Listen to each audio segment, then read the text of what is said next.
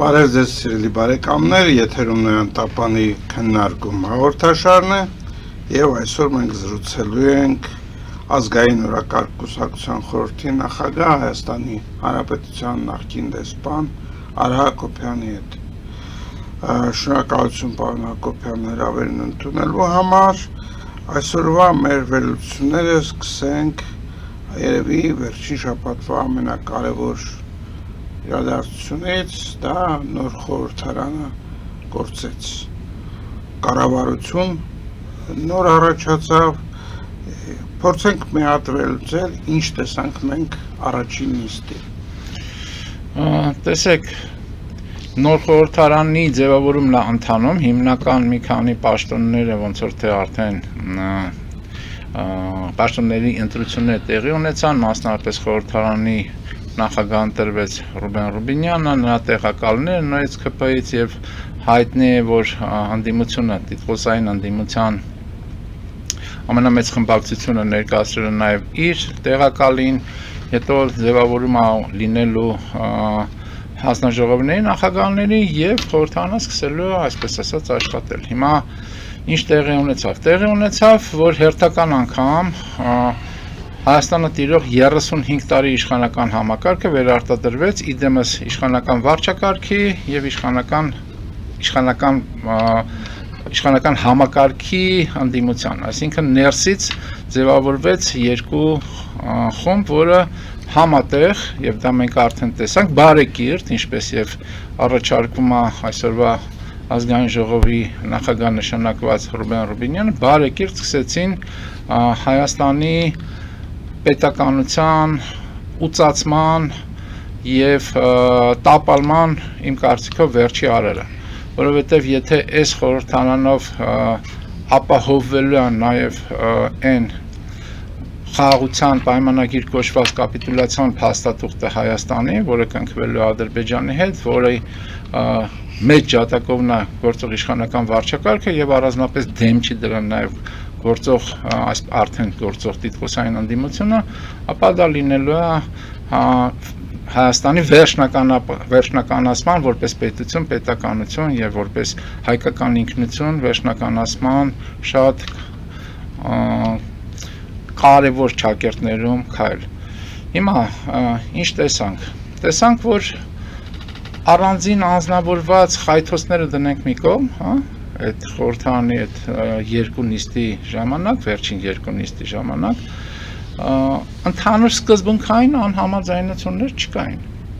Սկզբունքային անհամաձայնություններ չկային։ Կա մի կողմը խոսում է օրինակ, ամենամեծ անհամաձայնությունը ճակերտներում նորից, որը կա, խոսում է Արցախի ժողովրդի իրավունքի մասին վերադարձ։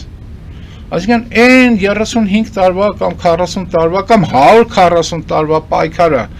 որ Արցախը որպես հայկական տարածք, որպես հայկական երկրամաս, պետք է միանա Հայաստանին, այդ պայքարի այլասերված դիտմանը, ընթացքը, որը իրականացվեց վերջի 35 տարվա ժամանակ, Արցախի ինքնորոշման սկզբունք, այսինքն բանից Հայաստանի երկրամաս լինելուց գնացին ինչ-որ հաշտվողական եւ պարտվողական ինքնորոշման սկզբունքի, նույնիսկ այդ ինքնորոշման սկզբունքի մասին այլևս խոսք չկա։ Արցախը այլևս չկա, այսինքն չի խոսում նա մասին, որ Արցախը հայկական երկրամաս է։ Լավ իշխանական վարչակարգը չի խոսում, հասկանալ է, որտեղ նա անթակույց ասում են Արցախի մասին մոռանում ենք, Արցախյան շարժում ընդհանրապես չկա, եւ ընդհանրապես ամեն ինչի մասին մոռանում ենք, հայրենիք հասկացությունը վերաձևակերպում ենք եւ հայրենիքը դա այսօրվա Հայաստանի Հանրապետությունն է։ Եվ այդքանն է հայրենիքը, էլ հայրենիք, այսինքն կորսված հայրենիք, վերականգնվող հայրենիքն այս բաներ չունենք, ներառյալ Արցախը։ Ապա այս տիտղոսային հանդիմություն կոչվածը բան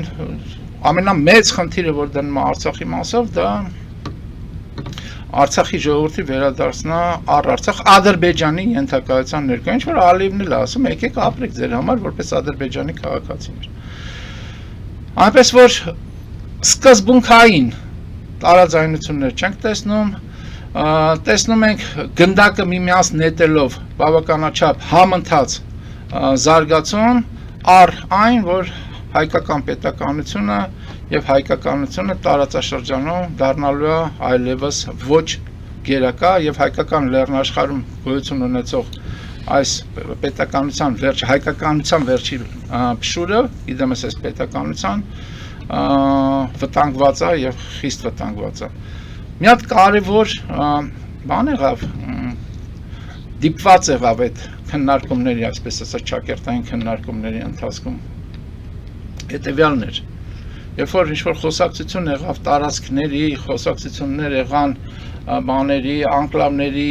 հանձման, չհանձման եւ այլն, եւ ԿՊ-ի կողմը, այսինքն իշխանական վարչակարգը ներկայացնողները խոսեցին, որ այդ բոլոր հարցերը լուծվելու են բանի սովետականացված սահմաններով եւ լինելու է սահմանազատում, սահմանագծում եւ այդ խնդիրները այդտեղ են լուծվելու եւ 29700 չգիտեմ ինչքան քառակուսի կիլոմետրի մասին խոսք գնաց եւ հարց տրվեց Տիտղոսային ընդդիմության ներկայացուցիչ, որը բանավեճի մեջ էր։ Ես անունները չեմ հիշում, որտեղ դա էական չի։ Հարցը հետևյալն է։ Բայց լավ, ձեր կարծիքով, եթե այդ 29700 չգիտեմ ինչքանը չի Հայաստանի Հանրապետության տարածքը, այսինքն սովետականացված վարչական սահմաններ չենք դարձնում այսօր պետական։ Այսինքն այն կեղծ դրույթը, որ դա պայմանավորված է այդ Ալմատի հռչակագիր կոչված փաստաթղթով, ապա ձեր կարծիքով այդ տարածքը ինչքան է։ Այնտեղ դաշնակցական պատգամավորներից մեկը ասեց 75000 մենք հայտարարել ենք դեռևս առաջի հանրապետ, բայց այսօր ինչքան է 75000 քառակուսի կիլոմետրին տերեք հայտնում եք, որ այսօր մենք պետքա պայքար մղենք այդ 75000 քառակուսի կիլոմետրի մեր իրավունքի համար, թե ոչ։ Թե համաձայն եք, որ այդ սովետականացված վարչական սահմաններով ձևավորվում այսօրվա Հայաստանի Հանրապետության, դե որ համաձայն եք այս սկզբունքների տարբերությունը ինչ է։ Որն է սկզբունքների տարբերությունը։ Երակների մեջ այդ երակները ոչինչ չեն որոշելու։ Հայաստանի Հանրապետությունը որպես այդպեսին դադարում է հայկական լինելուց։ Դադարում է հայկական իղձերը սպասարկելուց։ Դադարում է հայկական հայրենիքը, հայկական բարձրավանդակում տարիների, տասնյակ տարի, դարերի, եթե կուզեք ընթացքում վերականգնելուց։ Դադարում է այդպեսին լինելուց։ Լավ ուտել, լավ խմելու, լավ ապրելու մասին է խոսքը եւ դրա մեջ մեկը կոռուպցիայով ավել է զբաղվում, մեկը պակաս է զբաղվում, մեկը այս քառակուսի կիլոմետր, մի քառակուսի կիլոմետր ավել է տեսնում, մյուսը պակաս է տեսնում։ Արցախը որպես այդպեսին հայկական տարածք այլևս չենք տեսնում, պահանջատիրություն չունենք։ Այդ ազգային ժողովն է ձևավորվել։ Եվ այդ ազգային ժողովին էլ համարժեք ձևավորվեց կառավարություն, երեք վերանշանակվեց, այսպես կոչված, վերանշանակումն այսպես կոչված Նիկոլ Փաշինյանը եւ կառավարության մեջ եղավ, եթե չեմ սխալվում, հիմնական այսինքն մի հատ փոփոխություն նախարարի, որը չեմ ասում, բարձրագույն տեխնոլոգիաների նախարար, մնացած բոլորը մնացին նույնը,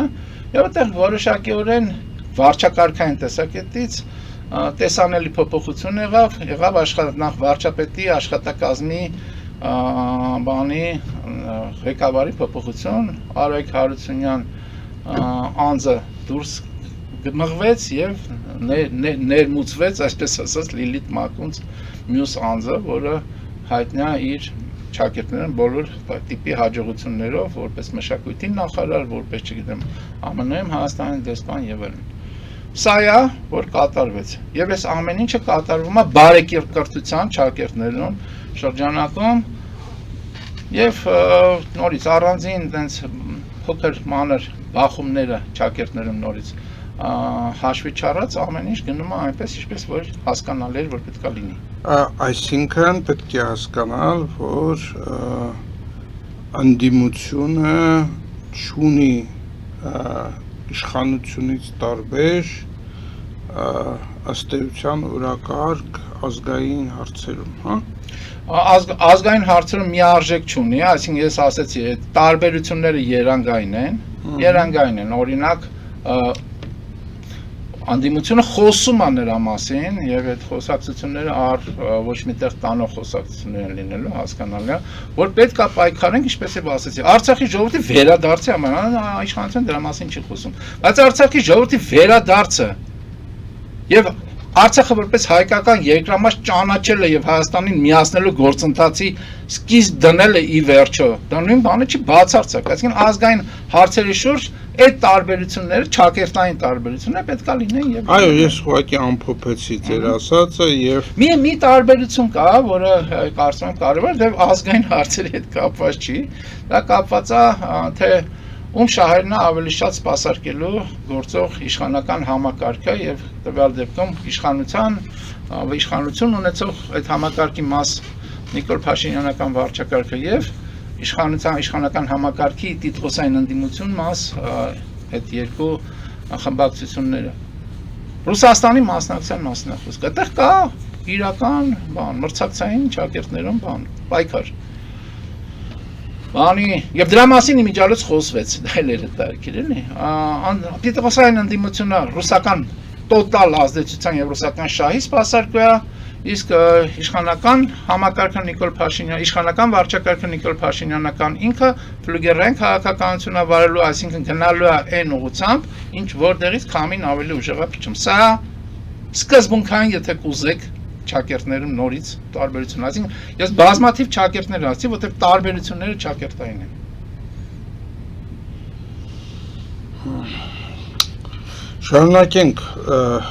Շարունակենք մեր զրույցը։ Նիկոլ Փաշինյանը ճեպազրույց ունեցավ կառավարության նիստից հետո, երբ հայտնի դարձավ, որ ուրեմն բարձր արդյունաբերության նախարարը փոխվել է, ես փորձեցի ճիշտ ասած գտնել որևէ ինֆորմացիա նրա մասին, շատ աղքատիկ տեղեկություններ են նոր նախարարի մասին եք ասում։ Նոր նախարարի մասին, այո, եւ հայտնի է, որ նա ուրեմն նորադրում ռադիո ընկերության տնօրեն է, որը ռազմավարական նշանակություն ունեցող ուրեմն պետական կառույց է։ Դե ընթացքում կիմանանք նոր տեղեկություններ, բայց այդ ճեպազրույցը ինչ մասին ես ուզում եի ձեզ հարցնել, հետաքրքիր մի քանի նյուանս կար, որը որ տարբեր մանավանդ ռուսական լրատվամիջոցներում բազմաթիվ արձագանքներ գտավ, խոսքը նրա մասին է, որ Նիկոլ Փաշինյանը խոսում էր երկաթուղիների կոնցեսիայի մասին Եվ հետո խոսեց նաև, որ եթե ինչ-որ բան արժեք ունի, պետք է այդ արժեքը ինքը վերցնի, այդպես անորոշ ձևով այդ 2 միլիարդը եւ ռուսական լրատվամիջոցները դա անմիջապես կապեցին այդ երկաթուղի կոնցեսիոն պայմանագրի հետ։ Ես խնդրում եմ ավելի ընդարձակ մեկնաբանություն այդ ասուլիսի ձեր տպավորությունը։ Վերջի բառը ձեր տպավորություն բառը ես ավելի դրա հետ հաշտ եմ, այսպես ասած, ես չեմ ուզում Նիկոլ Փաշինյանի բառերը մեկնաբանել, ինքը հետագայում կարծում եմ դրա անհրաժեշտության պարագայում դա ինքը կանի, բայց տպավորությունս հետևյալն է, սկսենք նրանից, որ հարցերը այդ թրիպի շրջանակում եւ ռուսական այդ երկաթուղու հայկական երկաթուղու կոնցեսիոն ռուսական պետական երկաթուղու այդ կազմակերպության կողմից դրա հետ կապված խնդիրները եւ Նիկոլ Փաշինյանը փաստացի ասում էր հետեւյալը, որ այդ խնդիրը առկա է, իրանք փորձել են այդ խնդիրը լուծել բարեկամության դաշտում, բայց եթե բարեկամության խնդիր այդ տիրույթում չլինի, մենք մեր երկաթուղու տերն ենք, եւ մենք մեր գործողությունները անելու ենք, մյուս կողմը եթե դժգոհ լինի դրանից, թող գնա արբիտրաժ։ Ասացի իմաստը դա էր եւ երբ որ այդ լրագրողներ Նիկոլ Փաշինյանը այդ հարցեր քննարկվեց լարվեց իրավիճակը Նիկոլ Փաշինյանը իր ոճի մեջ արդեն լարվածության մեջ ինքը որոշակիորեն սկսում է ավելի բաց խոսել ասեց հետեւյալը որ դե ի վերջո մենք ինձ բաներ կա որ ձրի ենք տալիս այդ ձրի պարագայում հիմա 2 միլիարդ վարձ կուզենք ուրեմն կոնցեսիայի պայմանագիրը իր մեջ այդպիսի վարձի բան չի ենթադրում կոնցեսիոն նշանք դարձեցի կառավարում ինքը եկամուտները գեներացնում է եւ տալիս է պետությանը որ իր հարկային ձևաչափում իր բանով մանրամասներով այսինքն դեռ առանձնահատկություններ կան որոշակի կառավարման համատեքստում իմ տպավորությունը ինչպես դուք եք ասում այն էր որ Նիկոլ Փաշինյանը ի նկատի չուներ երկաթուղին Իմ տպավորությունն այն է, որ Նիկոլ Փաշինյանը նկատի ունի ռազմաբազան Գյումրի, որի համար, ես չգիտեմ աշխարհում որևէ տենց ռազմաբազա կա թե չէ, որի համար օտարի զորքերը գտնում են քու տարածքում, քու ճակերտներում սուվերեն տարածքում, եւ դրա համար վճար չեն տալիս հերիք չի, նաեւ դու ես ծախսեր անում։ Այսինքն այդ ռազմաբազայի բավականաչափ քանակությամբ տեխնիկական ծախսերը անում է հայկական կողմը։ Այսինքն դա այդ տեսակետից զավեշտ է եւ ես չգիտեմ նույնիսկ եմ կրկնում որևէ միտեղ աշխարհում այդպեսի բան կա թե չէ։ Եվ ես կարծում եմ Նիկոլ Փաշինյանը ի նկատի ուներ ռազմաբազան, որը ռուսական կողմը չլսելու տվեց եւ այդ ամեն ինչը վերագրեց կոնցեսիոն պայմանագրին եւ այստեղ արդեն եղան արձագանքներ։ Իսկ արձագանքները հետեւյալն էին, որ մենք ներդրումներ են կարել, այնտեղ չգիտեմ ինչ քանակի հարյուրավոր միլիոնների կամ ավել ներդրումներ արի իբր թե ռուսական կողմը այդ բանի երկաթգծի եւ ընդհանրապես այդ վագոնների եւ այլ անհրաժեշտ պիտույքների մեջ եւ իրենք այդ բարակամ եթե կոնցեսիան իրանցից վերցվի իրանք պահանջեն որ ներդրումների քանակը գումարային իմաստով հետ վերադարձվի հարաբերությունների բանի լարման հերթական այսպես ասած ալիքա բարձրացել Պեսկովը դրա մասին խոսեց այսինքն այն ինչ որ կատարվում է Փաշինյանը նաև անդրադարձավ այդ կոնցեսիայից դուրս ԵԱՏՄ-ի ապագայի մասին խոսեց եւ նույն բառամթերքը օգտագործեց ինչ որ ժամանակին օգտագործում էր հապկի հետ կապված ասելով որ եթե ԵԱՏՄ-ը իր պարտավորությունները չի կատարում մասնավորապես Հայաստանի նկատմամբ, ուրեմն այդ կառույցը գոյություն չունի, կամ այդ կառույցը լրջագույն խնդիր ունի։ Հիմա ընդհանուր առմամբ հարցը հետեւյալն է. Ռուսաստանը, որը ԵԱՏՄ-ի առաջնորդող պետությունն է եւ այդ ԵԱՏՄ եւ այլ կառույցները, ՀԱՊԿ եւ այլոք, ԱՊՀ եւ այլն, դա Ռուսաստանի շուրջ ինտեգրման կառույցներ են։ Եվ Ռուսաստանի խոսքը ընդ է պարզ է, որ որոշիչ է, գոնե առ այս պահը որոշիչ է, չնայած օրինակ Ղազախստանը բավականաչափ փափկորեն եւ նրբորեն, բայց բավականաչափ փորձ է անում առանձին քաղաքականություն վարել, մասնապես օրինակ նույն Ուկրաինայի մասին։ Բայց այնուամենայնիվ Ռուսաստանի խոսքը որոշիչ է եւ Ռուսաստանը փորձում է Հայաստանին պարտադրել, որ Հայաստանը իր բոլոր ծրագրերում այլ երկրների հետ Ռուսաստանի շահը գերակա դիտարկի։ Եվ դա պետք է անի Հայաստանը, որտեղ Ռուսաստանը ինքը դա չի կարողանում այլևս անի։ Եվ դրա մասին խոսել եմ արդեն, որ դա նշանակում է պարտադրել գործող իշխանական վարչակարգին խառակիրի անել, որովհետև օրինակ, եթե Ռուսաստանը ամերիկացիների հետ չի պայմանավորում թրիպի մասով իր մասնակցության համատեքստում, ապա Նիկոլ Փաշինյանը կամ հայկական կողմ կոչվածը Չակերտներն ով է, որ ամերիկացիների ասացին ասի ոչ։ Դա նշանակում է հակադրվել ամերիկացիներին օրինակ, իսկ դա ինչով է հղի, մենք բոլորս գիտենք։ Այնպես որ այդ խնդիրը կա, ԵԱՏՄ-ի հետ կապված խնդիրը կա, Եվրամիության համատեքստում է դա դիտարկում, Եվրամիության հետ կապված համարժեք զարգացումներ չկան։ Այսինքն այն ինչ որ ես արդեն մեր հաղորդման սկզբում ասացի, Հայաստանի պետականությունը լրջորեն վտանգված է, եւ այդ պետականության այն փշուրները, որ մնացել են, դրանք նույնպես տապալման ենթակա են։ Մենք շարունակում ենք մեր քննարկումը ազգային օրակարգության խորհրդի նախագահ Հայաստանի Հանրապետության նախկին դեսպան Արա Հակոբյանի հետ եւ սովորաբար մենք անդրադառնում ենք տվյալ շաբաթվա կարևորագույն իրադարձություններին։ Այս բաժնում երևի իմաստ ունի մենք զրուցենք հակամարտությունների մասին, որոնք դեռ շարունակվում են եւ սկսենք Իրանի վիճակից ըստիս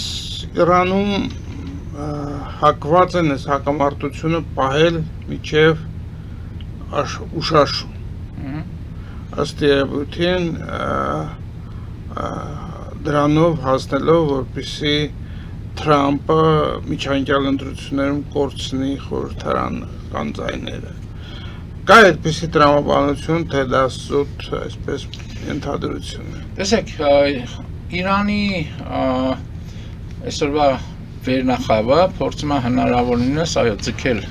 բանը այս պատերազմական ռազմական գործողությունները եւ փորձում է դրանով հանդերձ պահպանել իշխանությունը երկրի ներսում, որտեղ իշխանությունը այնուամենայնիվ խաթարված է եւ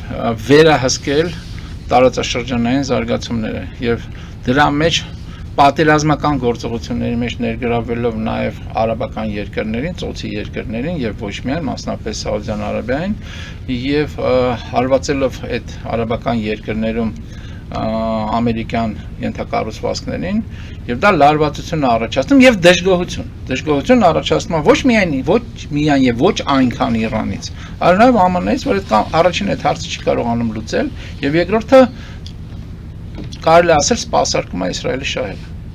Այդ դժգոհությունը առկա է, եւ այդ դժգոհության դրսևորումները պարբերաբար առաջանում են, մասնավորապես Թրամփը հերթական անգամ իր այդ մաչո պոպուլիզմի ձևաչափում թուրը հանել էր, ասում էր, որ 3, եթե չեմ սխալվում, ինքը այնպիսի հարված է հասցնելու Իրանին, որ Իրանը տենց հարված չի եղել ընդհանրապես երկրորդ համաշխարհային պատերազմից հետո։ Բայց այդ հարվածը չհասցրեց, որովհետև ինքը նաև բացատրություն տվեց, ասելով, որ Սաուդիները, Քատարը, Էմիրատները խնդրել են Իրան, որ ինքը դա չանի, խնդրել են, որ գնա բանակցությունների, եւ հիմա մենք ինտենսիվ, այսինքն սկսել ենք նորից բանակցությունները Իրանի հետ, եւ բանակցությունները երկու թեմայով, թեմա առաջին եւ առաջնային բանը չի, միջուկայնացումը չի, թեմա առաջին նեղուցն է Հորմուզի, այսինքն թեմա այն Հորմուզի նեղուցը, որ մինչև պատերազմը աշխատում էր, էլի, այսինքն թեմա առաջին դա Հորմուզի նեղուցն է, որ պետք է Իրանը թույլ տա, որ դա աշխատի, եւ հոսքը նավթային, այսպես ասած, տանկերներով Հորմուզի նեղուցով ընթանա, եւ երկրորդը արդեն բնականաբար միջուկայնացման հետ կապված խնդիրն է։ Իրանցիք չեն ճանաչում փաստը, որ իրանք բանակցում են։ Եվ Թրամփը դրանից բան ալնում, ընկնում է նյարդային տարբեր դրսևորումների մեջ, սկսում է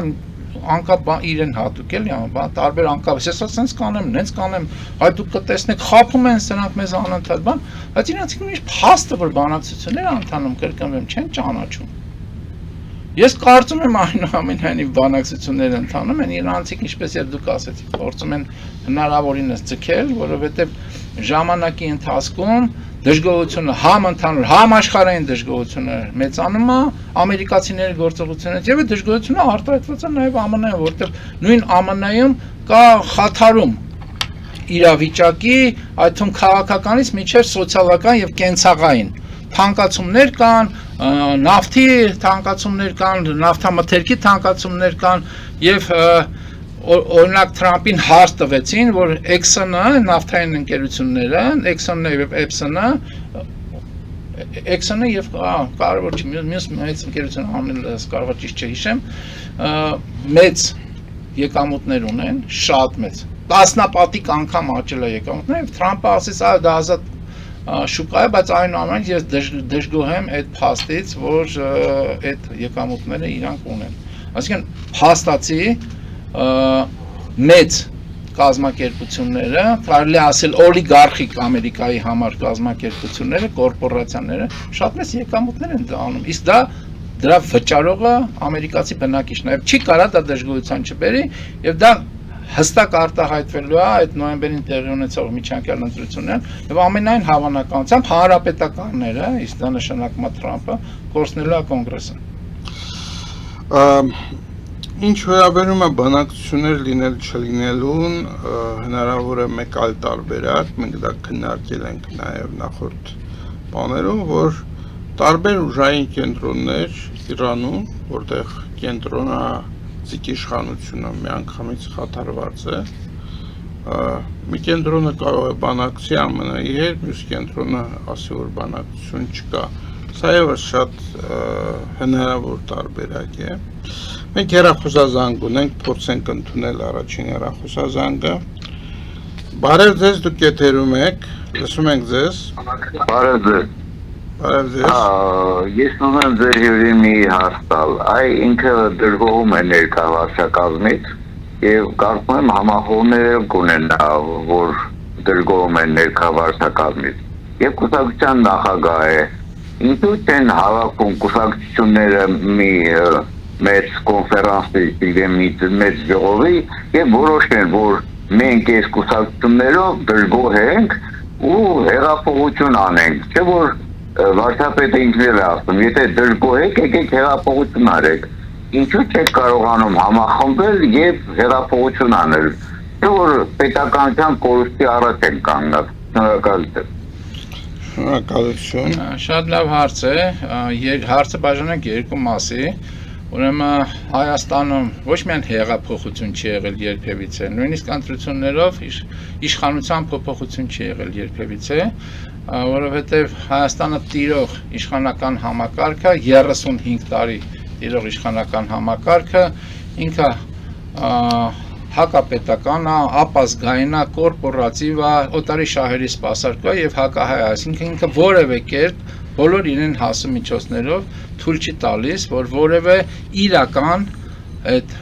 համակարգային, արտահամակարգային ընդդիմություն, ուժեղ ընդդիմություն ձևավորվի եւ բոլոր շարժումները եղել են այդ համակարգի շրջանակում ներառել այս վերջին ընտրությունները իրենց արդյունքներով, որը իմ ասացի ապացույցն է, այսինքն դա այլ խնդիր, դա հեղափոխության խնդիր չի, դա Հայաստանում եղած արտահամակարգային ուժերի միաբանման խնդիրը, որոնք ունեն ազգայնական բովանդակություն, որ այդ հարցադրումը ճիշտ հարցադրում է, եւ ես կարծում եմ այդտեղ կա լրջագույն հարց, որը առ այս պահը չի լուծվում։ Իսկ որն է այդ հարցը։ Առաջին հարցը դա ռեսուրսային հարցն է։ Իսկ իշխանական համակարգը դա կարողացել է այս ամբողջ ընթացքում ռեսուրսների խորագույն կուտակում անել։ Ինչա նշանակում ռեսուրսներ քաղաքական գործունեություն ծավալելու համար։ Ռեսուրս առաջին դա գաղափարաբանական ռեսուրսն է, որը առկա է։ Ռեսուրս երկրորդ դա մարդկային ռեսուրսն է, որը շատ քիչ է, այսինքն մարգինալ է։ Շատ փոքր է մարդկային ռեսուրսը։ Ռեսուրս երրորդ դա մեդիա ռեսուրսն է, որը առկա չի փաստացի։ Ռեսուրս չորրորդ դա ֆինանսական ռեսուրսն է, որը առկա չի փաստացի։ Եվ օրինակ մեր հարգարժան հարց տվողը կարա ռեսուրսի աղբյուրներից փոքր են կաթիլային աղբյուրներից մեկը լինի, եւ եթե ինքը կարծում է, որ արտահամակարգային ուժերը պետք է Հայաստանը միաբանվեն եւ կարողանան պայքարել այս գործող համակարգի հետ, ինչպես իշխանություն, այնպես էլ ընդդիմություն, ապա ինքը կարող է դրան մասնակից դառնալ։ Արդյոք ինքը կամ իր շուրջ եղած մարդիկ համաձայն են մասնակից դառնալ նմանատիպ պայքարի, թե ակնկալում են այլ տեղերում նստած, որ այստեղ մարդիկ պետք է այդ խնդիրները լուծեն, այդ թվում իրանց համար, որովհետև հայկականության կորուստը եւ հայկական պետականության կորուստը անմիջական անդրադառնալ է բոլոր հայ կոչված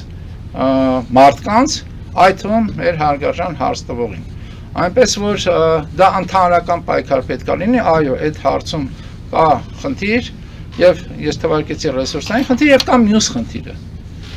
Եվ դրա մասին նույնպես արժի խոսել, որ քանի որ համակարգը օտարի շահեր սպասարկող է եւ ոչ միայն վերջի 35-40 տարին, այլ վերջի, չգիտեմ, 100-155, 100-150 տարին, ապա մենք ունենք գործակալների խնդիր։ Եվ այդ ազգայնական ապահամակարգային բանեն կազմակերպությունում կա նաև գործակալների ներկայություն, որոնք ամենակարևոր բանը կարողանում են պայթեցնել այդ համաձայնության սաղմերը։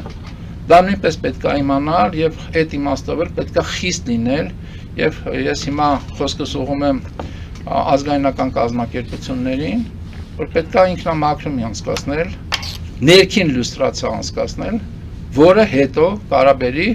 հաջողության պարագայում արդեն պետության շրջանակներում անհրաժեշտ լյուստրացիա է։ Եվս մեկ հեռախոսազանգ ընդունենք, բարև ձեզ, դուք եթերում եք։ Ալո, բարև ձեզ, պարոն Հարությունյան, բարև ձեզ, պարոն Հակոբյան, ողջունում եմ ձեզ հեռավոր գրենդելից, պարոն Հակոբյան, դուք մեկ բան ասեցիք, որին կուզենայի անդրադառնալ հարցով, կարծում դա մի փոքր վտանգավոր միտք է, որ ԱՄՆ-ն սպասարկում է Իսրայելի շահերը, իմ կարծիքով ստից դա ռուսական նարատիվ է, որը օգտագործում է մեր հայերին իր շահերի դեմ։ Եթե Ամերիկայի ներքաղաքական ուժերը այդ նարատիվ օգտագործում են իրենց շահերի համար, դա չի նշանակում, որ դա ճիշտ է։ Մինչև հարցը ես ասեմ, ըստ իս ինչ է կատարվում։ ըստիս իմ փաստերով Ամերիկան է օգտագործում Իսրայելին, Ամերիկայի շահերից է բխում այս պատերազմը, որտեղ Իսրայելը կարևոր դաշնակից է ԱՄՆ-ի համար։ Իսրայելը լուծում է այն կեղտոտ գործերը, որ ԱՄՆ-ն չէր ուզենա ինքը աներ, այդ ահաբեկիչների հետ, շրջակա այդ վատխաղացողներին, հետախուզական լրջագույն տվյալներ ԱՄՆ-ին, եւ ԱՄՆ-ն չի ուզենա, որ Իրանը, որը Չինաստանի դաշնակիցն է, ունենա միջուկային զենք։ Բայց հարցը այսպեսին է, ձեր կարծիքով տրամաբանորեն, ինչպես կարող է 10 միլիոնանոց փոքրիկ Իսրայելը ստիպել գերհզոր 340 միլիոնանոց ԱՄՆ-ին սպասարկել իր շահերը, եթե Իսրայելը դա կարողանար անել, ուրեմն ուրիշ խմբեր կամ ուժեր կարող էին դա մինչև դա անել, եւ ԱՄՆ-ն այսօր ավելի թուլացած կլիներ։ Ինչպես է, որ ԱՄՆ-ն գնալով հզորանում է այս 200 տարվա ընթացքում, միգուցե հնարավոր է, որ իրականում ԱՄՆ-ն է օգտագործում տարբեր ուժերին, այդ թվում Իսրայելին, իր շահերի համար։ Շնորհակալություն։ Շնորհակալություն։ Տեսեք, ես ռուսական նարատիվ, ոչ ռուսական նարատիվ այդ մոտեցումը չեմ էլ ուզում քննարկել, որովհետև իմ ասածը հետևյալն է, ինչպես եւ կրկնեց հարգելի հարց տվող քաղաքացին, որ ԱՄՆ-ում այդ մոտեցումը կա, ներքաղաքական եւ դա ճիշտ է թե ճիշտ չի, դա արդեն առանձին քննարկման խնդիր է, բայց համենայն դեպս այդ ուղերձը ներամերիկյան կա եւ ամերիկյան հասարակության մեջ հստակ ներկայացված կա այն դրույթը, որ Թրամպը կրկնեմ եւ որոշակիորեն Թրամպի վարչակարգում արկա մագա խումբը հիմնականում սպասարկում են Իսրայելի շահերը Բիբի Նետանյահուի, նույնիսկ դա անվանական են իրականացնում, բայց հարցը Իսրայելը չի, հարցը հրեականությունն է։ Ի տարբերություն հայկականության եւ Հայաստանի Հանրապետության հրեաները եւ իրենց կողմից հրեականության կողմից ստեղծված Իսրայել պետությունը ընդհանուր առմամբ ընդհանրական նպատակներով են գործում։ Իսկ հրեականությունը հիմա ես չպետք է որ բացատրեմ, թե ինչ մեծ ազդեցություն ունի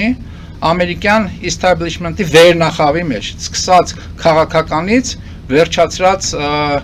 բանով այլ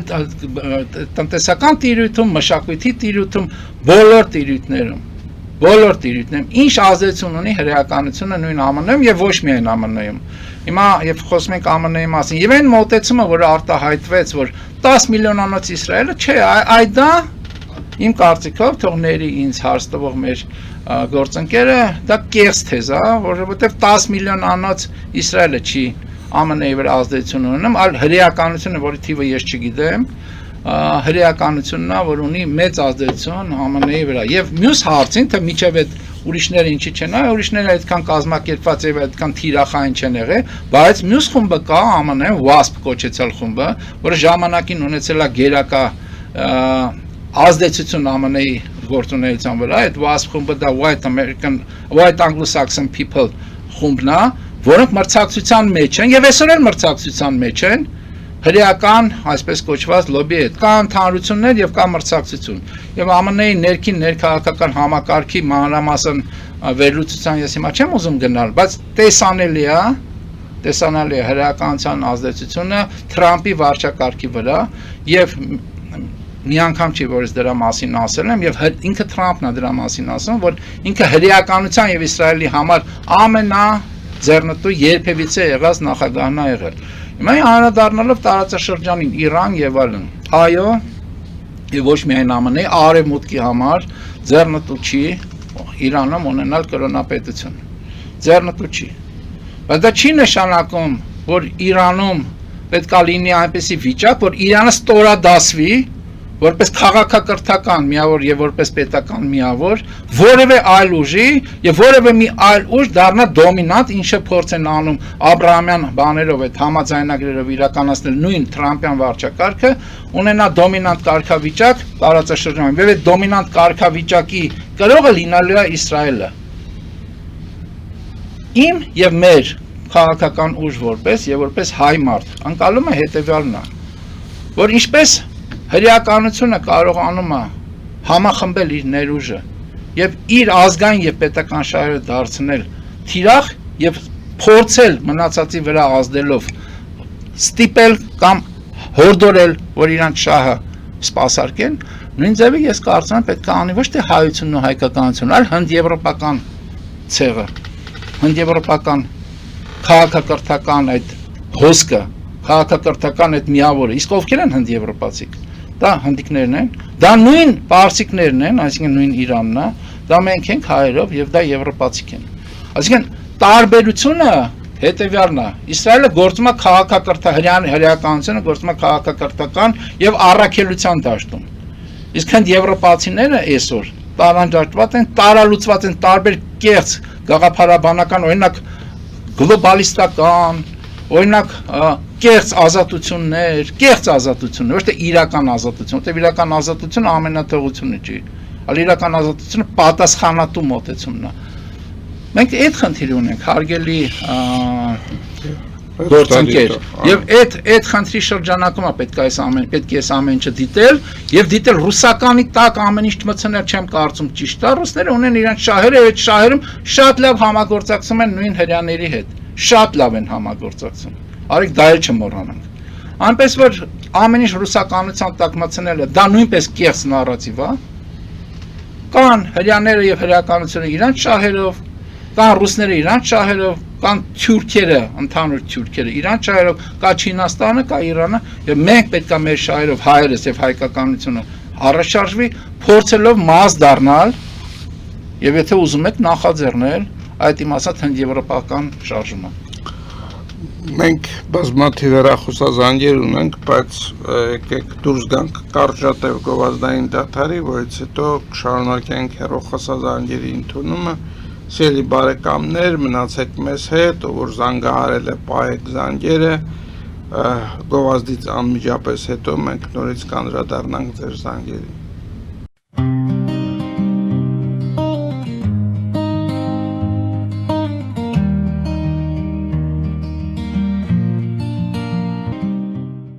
Ֆելիչե ժամանակակից ատամնաբուժական կլինիկա։ Այստեղ հարմարավետությունն ու խնամքն առաջնային են։ Այստեղ կիրառվում են ատամնաբուժական ամենաժամանակակից տեխնոլոգիաներ, ճշգրիտ ախտորոշում, արդյունավետ բուժում, նուրբ փորձառություն եւ անհատական մոտեցում։ Սկսած սովորական մանրուքներից մինչև առաջադեմ ընթացակարգեր, այստեղ դուք գտնվում եք բարձր որակավորում ունեցող եւ փորձառու ատամնաբուժական մասնագետների ձեռքերում։ Մեր բարեկամական եւ հյուրընկալ անձնակազմն այստեղ է յուրաքանչյուր այցը հաճելի դարձնելու համար։ Ֆելիչե, ձեր առողջ եւ ամենաերջանիկ շպիտը սկսվում է այստեղից։ Եկեք եւ բացահայտեք նորարարության, փորձագիտության եւ կարեկցանքի կատարյալ համադրությունը։ Երևան Փոստը Գրանադա Հյուզում տեղեկացնում է։ Դրամական փոխանցումներ 1%-ով։ Օդանավով 1 փաունդը 2.99։ Նավով ուղարկեք 1 արկղ, երկրորդ արկղը անվճար։ Ավտոմեքենաների փոխադրում անհավատալի արժեքներով։ Ինչպես նաև կահույք եւ մեծ չափի բեռների փոխադրում։ Jackpot հագուստի խանութը երկրորդ մասնաճյուղն է բացել Գլենդելի սրտում, որտեղ կարող եք ձեռք բերել եվրոպական եւ ամերիկյան ընտիր հագուստեղեն, կոշկեղեն, աքսեսուարներ, պայուսակներ ամենահարմար արժեքներով։ Նաև կարող եք ցանկացած ապրանք պատվիրել եւ ձեռք բերել կարճ ժամանակում։ Jackpot-ի Գլենդելի հասցեն է 1135 North Pacific Avenue, հեռախոս 818 813 2252։ Jackpot հագուստի լավագույն կենտրոնը Գլենդելում։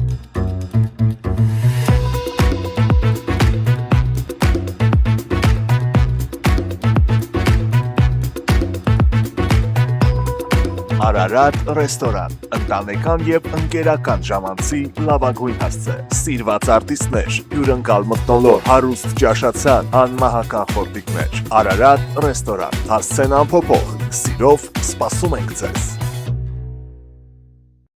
Լավագույն պաղպաղակ, բնական, համեղ եւ մատչելի գներով պաղպաղակը կարող եք ձեռք բերել բոլոր հայկական խանութներում։ Պահանջեք հայկական պաղպաղակ, Թամարա պաղպաղակ։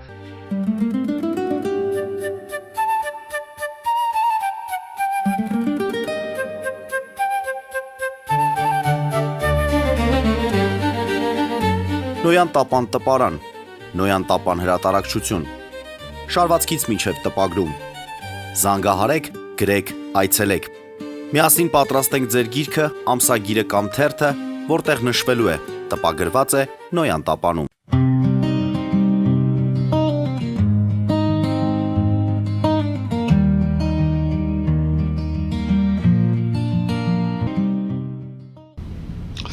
Մենք շարունակում ենք մեր հաղորդումը, ինչպես խոստացա, ընդունում ենք մեկ հեռախոսազանգ, հերթականը, բարև ձեզ, դուք եթերում եք։ Բարև ձեզ։ Հետևյալ հարցն էի ուզում տալ, որը շարունակությունն է սկզբում հարց տվող մեր հայրենակցին, ինչ վերաբերում էր միավորման եւ այլն։ Ժամանակին Արծրուն Պեպանյանը մի հատ հաղորդում ուներ վեր կասեմանով եւ այնտեղ ինքը բացի մնացած հարցից նաեւ հայտարարում էր հայկականություն կրող մարդկանց քանակը մոտավորապես ինչքան է։ Նրա ասելով մոտավորապես 60-70,000 է հայկականություն կրողները Հայաստանում։ Հիմա դա բավականին մեծ թիվ է, փոքր թիվ չի, ես չգիտեմ ինչի Արծրուն Պեպանյանը իր հաղորդումները ընդհանրապես վերջացրեց, բայց հիմա հարցը այսպեսին է, իսկ հնարավոր չի այդքան այդ մարդկանց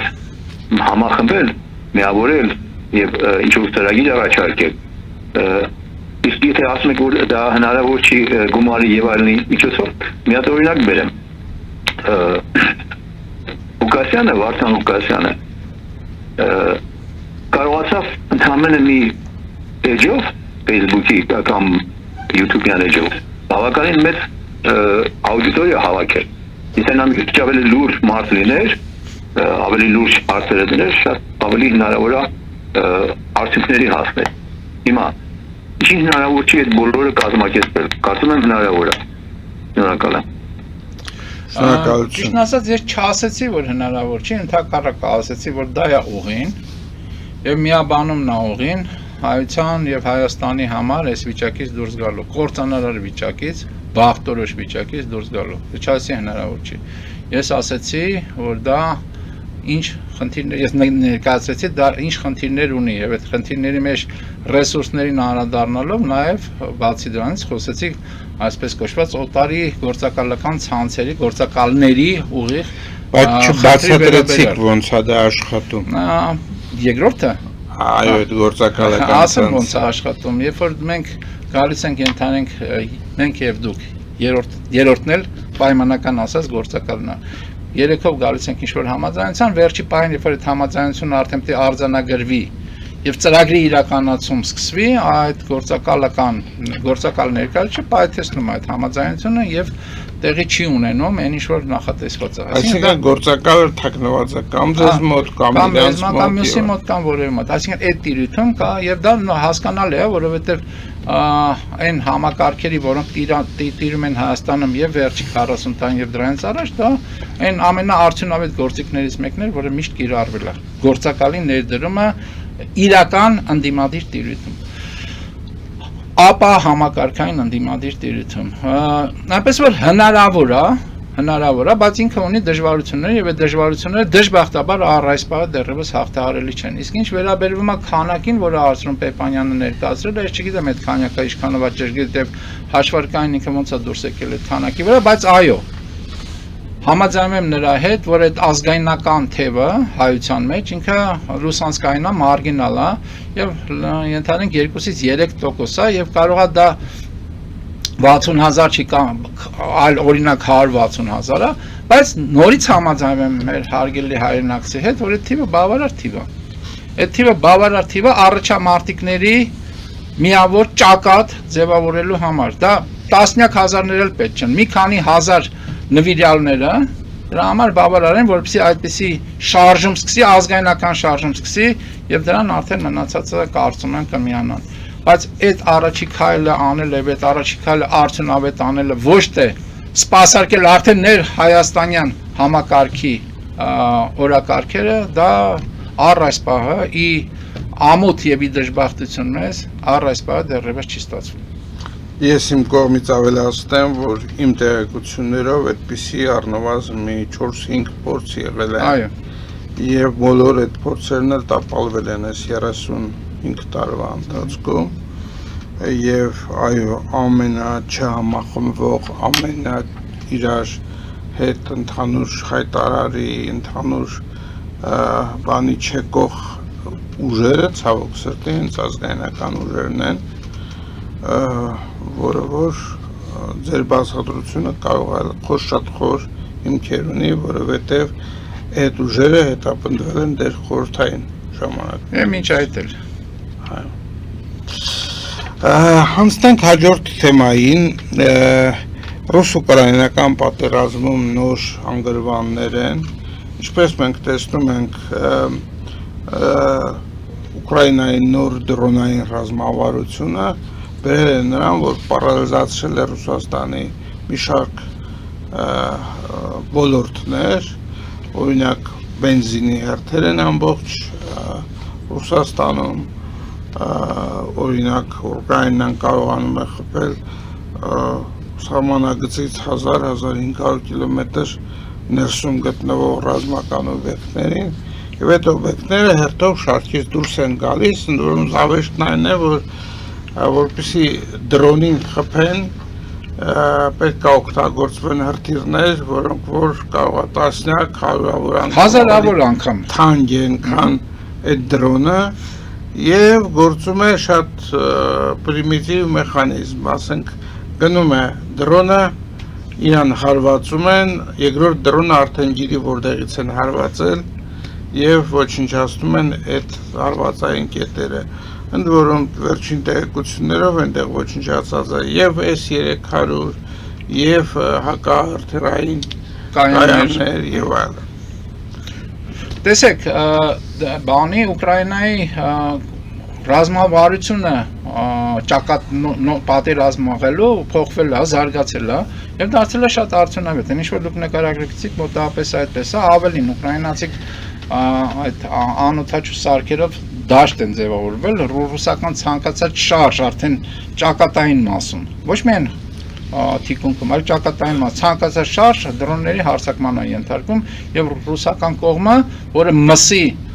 ռազմական մսի սկզբունքով է գործում, ասենք չի էլ հաշվում թե ինչքան զոհեր են ունենում, չի կարողանում տեսանելի հաջողություններ ունել ռազմադաշտում, չնայած ունեն քանակի մեծ առավելություն։ Իմիջիալոց անդրադառնամ նրան, որ Ռուբիոն ԱՄՆ պետքարտուղարը բանում Ասիանի հավաքի ժամանակ Մանիլայում, եթե չեմ սխալվում, ասեց հետևյալը, եւ դա Ռուբիոյի բերանից դուրս եկած, դա պաշտոնական թիվ, ասեց ռուսները շաբաթական 5-ից 6000 զոհ, ինքը ասեց զոհ են ունենում, խոսքը չի գնում վիրավորների մասին, խոսքը գնում է զոհերի մասին, 5-ից 6000, դա նշանակում է 20-ից 25000 զոհ միայն, եթե դրան գումարած վիրավորները նաեւ, որը պետք է տեսանելիորեն ավել լինի, դա շատ մեծ թիվ է, այսինքն Ռուսաստանը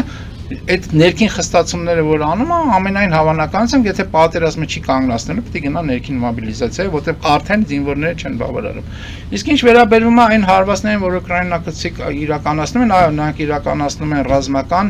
օբյեկտների վրա եւ ռազմական հենակետերի վրա հարվածներ, բայց նաեւ հարվածում են ենթակառուցվածքներ, հիմնականում դա էներգետիկ ենթակառուցվածքներն են, բայց հիմա սկսել են հարվածել են Wildberries-ի հայտնի դեպքը, սկսել են հարվածել նաեւ առևտրային այն միավորներին, որոնք ռազմավարական նշանակություն ունեն ներռուսական, ռազմավարական ինչպես տնտեսական, այնպես էլ նույն ռազմական, որովհետև ուկրաինացիք ասում են Wildberries-ի պահեստներում կուտակված է գույք, որը գնալու է ռազմաճակատ։ Մենք դրա համար ենք խփում, բայց փաստացի, քանի որ Wildberries-ը ինքը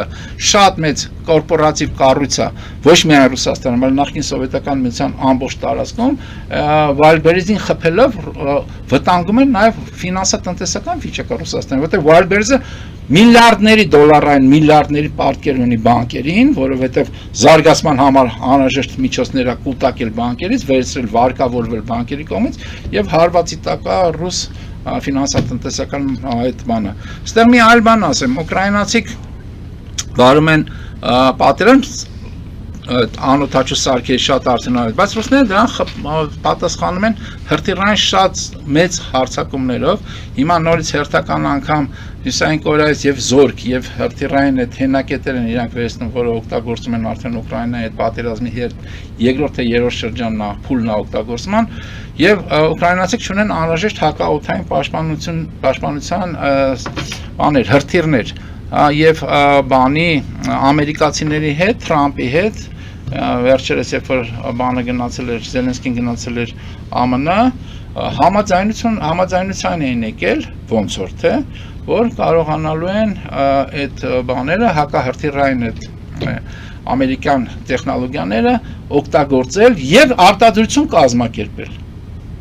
Բայց ոնց որ Թրամփը հերթական անգամ մի բան ասում, մյուս օր ուրիշ բան ասում, նայած ինչ ազդեցության տակ է, նայած ինչ ձև են իր վրա ճնշում գործադրում, ոնց որ թե էլի հրաժարվում է դրանից։ Եվ հերթական անգամ իր իմիջիալից մեր նախորդ հարցերից մեր գործընկերոջ հարցին պատասխանելու նաև հերթական անգամ իր բանախոսներին ուղարկել է եւ ուղարկում է կամ Զելենսկու հետ քննարկման այդ պատրիոտի հետ կապված այդ հարցի շուրջ եւ ընդհանրապես ռուս-ուկրաինական պատերազմը կասեցնելու շուրջ եւ փոքր շեշտադրում, այսպես ասած, փոքր դիտարկում երկու բանախոսներ հրեա են ազգության։ Այնպես որ հրեականության ազդեցությունը դա մենակ Իսրայելի ազդեցությունը չի, հարգելի մեր գործընկեր։ Այնուամենայնիվ ռուս-ուկրաինական պատերազմը շարունակվում է եւ այս փուլում գոնե կամ այս պահին լավ չասեմ փուլում չի երևում թե դա ինչպես է կանգնացվել։ Եվ այդ պատերազմների այդպիսի շարունակական ընթացքը բավականին սպառնալի է ամբողջ երկրագնդի համար, ամբողջ քաղաքական համակարգի համար եւ ուզում եմ մեր խոսակցությունը ավարտել մի հետաքրքիր լուրով իրանական պատերազմից հետո Հյուսիսային Կորեայում դոկտրին ընդունեցին, որ եթե հանկարծ սպանվի իրենց առաջնորդը, ապա պրոտոկոլային ձևով պիտի հրթիռային, միջուկային հրթիռային հարված տան։ Տեսեք, նմանատիպ բան, ես ինքը լուրը հատկանշական է, բայց նմանատիպ բան ասել է Թրամփը։ Նմանատիպ ինքը միջուկային բառը չի օգտագործել, բայց նմանատիպ բան ասել է Թրամփը, որ եթե իր նկատմամբ մահափորձը հաջողվի, իսկ հաջող անող մահափորձը, այսինքն պարբերաբար դա ասում է, մահափորձ կանողները Իրանն է կազմակերպում, պարբերաբար այդ լուրը շրջանառվում է, չէ, որ հերթական մահափորձը Իրանի կողմից կազմակերպող խափանվեց, խաթարվեց եւ այլն, ապա Իրանը ստանալու է ոչնչացնող հարված, իսկ դա ենթադրաբար միջուկային հարված է ԱՄՆ-ի կողմից, այսինքն շատ նման դիտարկումներ եւ իզուր չի որ Թրամփը ոնց որ եւ շատ են ասում այդ բանը Հյուսիսային Կորեացին իմ ընկերն է մենք իր հետ ունենք մտերիմ հարաբերություններ այո վտանգը շատ մեծ է համաշխարհային ներգրավման Չինաստանի ներգրավումը տեսանելի իրենց ավելանալ իրանական պատերազմում եւ ինչպես եւ արդեն խոսեցինք Իրանը տարածքները որոնք ռմբակոծության տակ հրթիռակոծման տակ են իր կողմից մեծացրել է եւ այո բանի առնվազն տարածաշրջանային, ոչ թե լոկալ, այլ տարածաշրջանային եւ կարող է հետո համաշխարհային պատերազմի վտանգները դառնում են օր-օրի ավելի ահագնացող։ Սրանով այսօր ավարտենք մեր թողարկումը, սիրելի բարեկամներ, հիշեցնեմ, որ մեր հյուրն էր ազգային օրակարգ կուսակցության խորհրդի նախագահ Հայաստանի Հանրապետության նախկին դեսպան Արա Հակոբյանը։ Մաղթում եմ ձեզ ամենայն բարիք եւ մինչեւ նոր հանդիպում։